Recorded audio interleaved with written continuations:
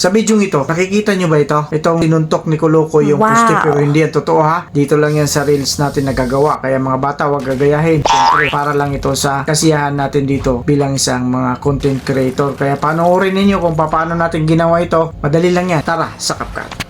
Diretso na sa CapCut, new project, tapos yung video na gagamitin natin, add one. Ito na yung video. Kunyari, acting lang si Kolokoy dyan, nasusuntukin niya yung pader, yung poste pala.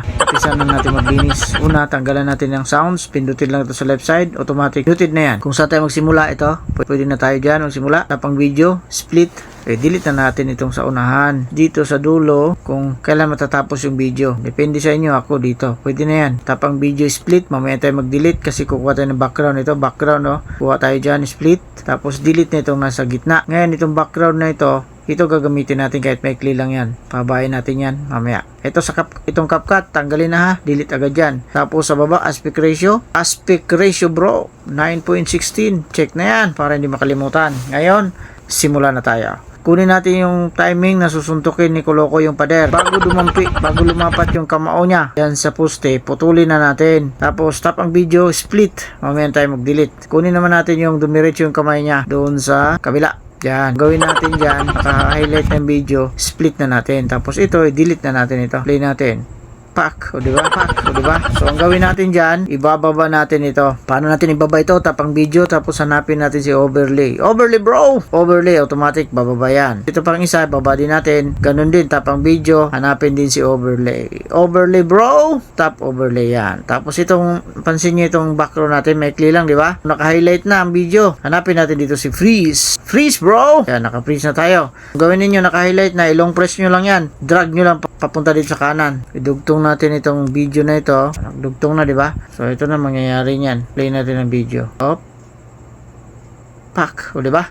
Ganon. So ang gawin natin diyan, maglagay tayo ng green screen para kunyari pag suntok niyang ganon, idikit lang natin kasi medyo mayroon pang may clearance. Pag suntok niyang ganon, dapat magka-crack yang poste para kunyari totoo. So ang gawin natin, pindutin niyo itong add overlay. Tapos green screen, ito yung ating kinuha sa screen record natin, add one. Tapos ang gawin natin dito, highlight ng video tapos pindutin yung volume, lagay natin sa 0. Check na para walang sounds. Ngayon, ang gawin natin, tanggalin natin yung black muna. Kasi screen record lang yan, hanapin natin dito si transform. Transform yan, tapos resize. Tanggalin natin muna yung black. Siguraduhin lang natin na green ang makuha natin ha. Kasi mahirap tanggalin yung black. Goods na. Check na, wala ng black.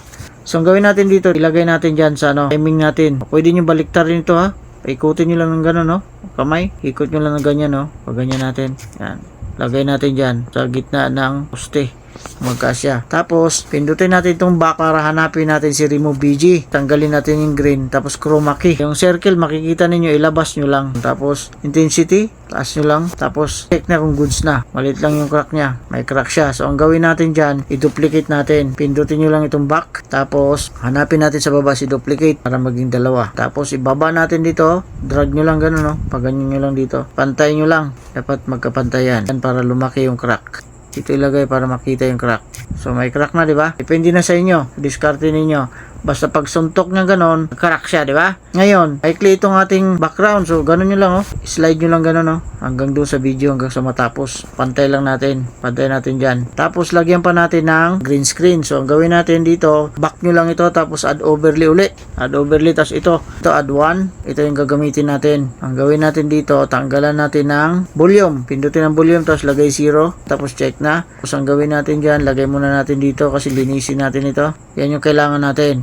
So naka-highlight ng video, tap split. Ito sa unahan, i-delete na yan. Ganyan ang mangyayari yan. Tapos ang gawin natin dyan, tanggalan natin ng black. So punta, hanapin ulit natin. Tap ang video, hanapin natin si transform. Kagaya ng ginawa natin kanina. Tapos resize. Pasok lang natin sa green. Pasok na, goods na, check na yan. Tapos tanggalan natin ulit ng green. Back ito, hanapin si remove BG. Tapos chroma key, may circle na naman, may bilog. Ilabas ulit natin yan. Tapos intensity, lagyan natin shadow, kunti lang, tas goods na, check na yan. Ngayon dito na, timing na natin yan, ilagay natin dito sa baba, pangatlong layer na siya. So pindutin niyo yung green screen, tapos ikutin nyo ulit sa kamay nyo, ganon dito, depende sa laki, pwede nyo palakihin, pwede ganyan. So try natin, Pag suntok niya, ayun, good stop. Kayo nang bahala sa sound effects niyan. So dito sa dulo, may sobra dito. I-tap nyo lang yan, i-delete nyo. Tapos itong CapCut, huwag kalimutan, lagi may CapCut yan. Ready for export na. Ngayon, kung nagustuhan ninyo yung video na ito, paki-like, paki-share, at syempre paki-follow ninyo ako. Maraming salamat at abangan nyo pa ang susunod kong mga tutorial.